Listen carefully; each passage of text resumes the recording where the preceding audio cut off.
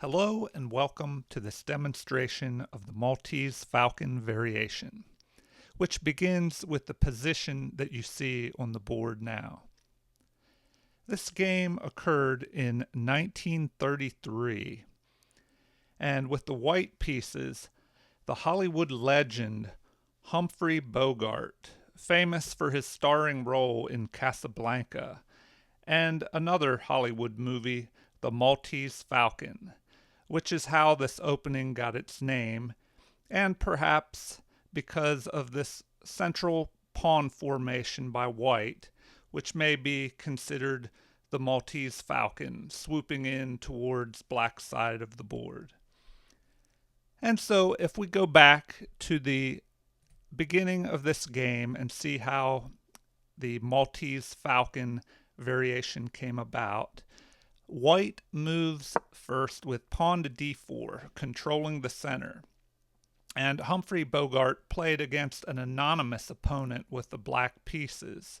And so this anonymous opponent responds with knight to f6.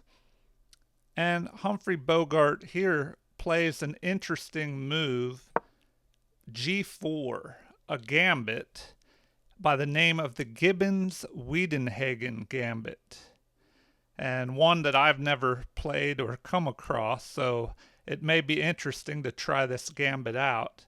And if the gambit is accepted, which black does, then white has the opportunity to chase the knight away with f3, and after a retreat, e4, and these pawns control the center of the board. And in response, black next moves d6. And here the Maltese Falcon variation continues with bishop to e3 developing, and g6 preparing to develop the bishop to the g7 square in order to castle. Knight to c3, bishop moves, queen moves, preparing queenside castling for white. Black moves his knight to c6, further developing, and both sides castle on opposite sides of the board.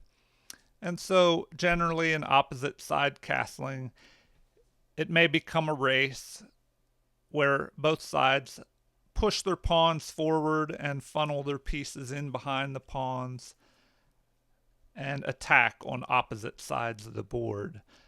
But first, both players continue to develop their pieces, fighting for control of the center of the board.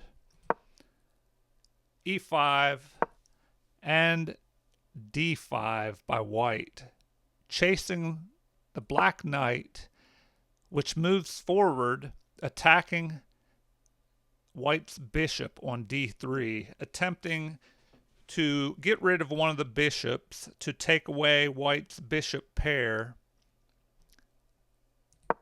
And the bishop moves in order to not be taken.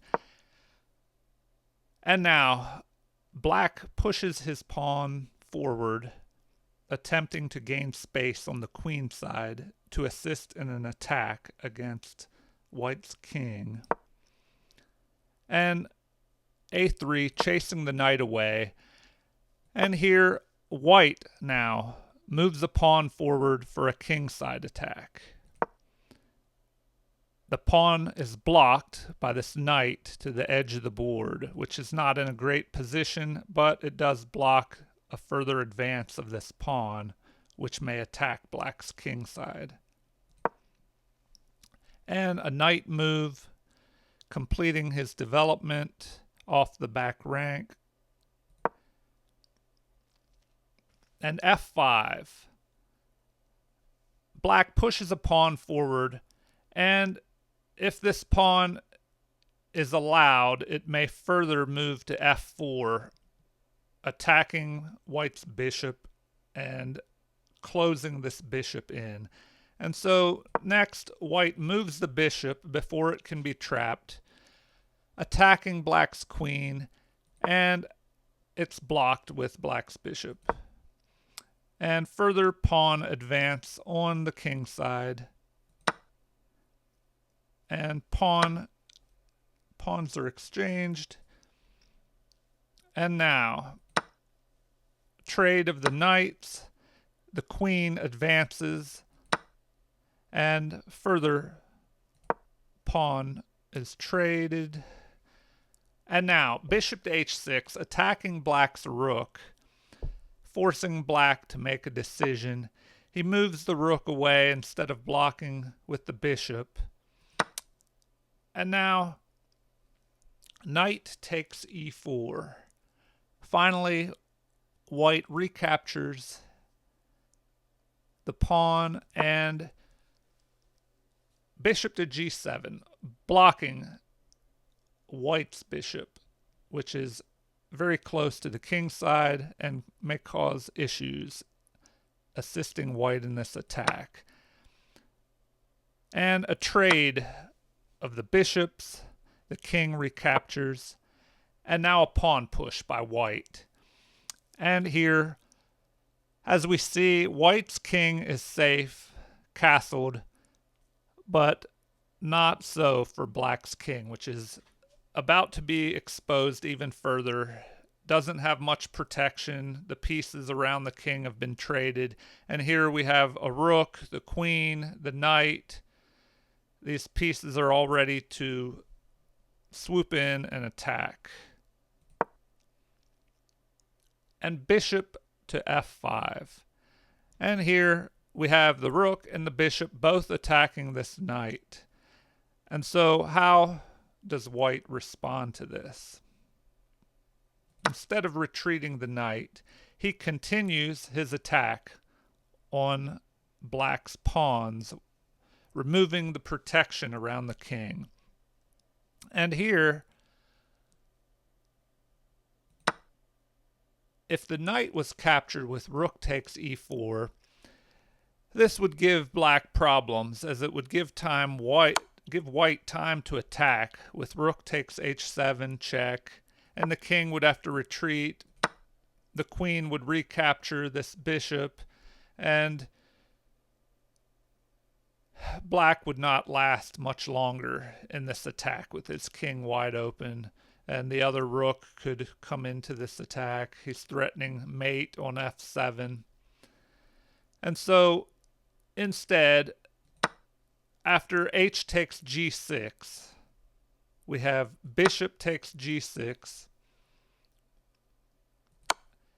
and then queen to h6, checking the king and beginning the final attack. The king retreats, rook to g1, pinning the bishop to the king, further adding an attacker to the king side. And the queen comes to help defend, but it is too late. A sacrifice of the bishop is taken, and we have check. The king flees, but checkmate. And so here, Humphrey Bogart wins this game using the Maltese Falcon Variation. If you enjoyed this game, please hit the like button and subscribe. And also, please leave any comments about what you thought of this demonstration, any improvements, or any other chess information or material you would like to see in the future. Thank you and have a great day.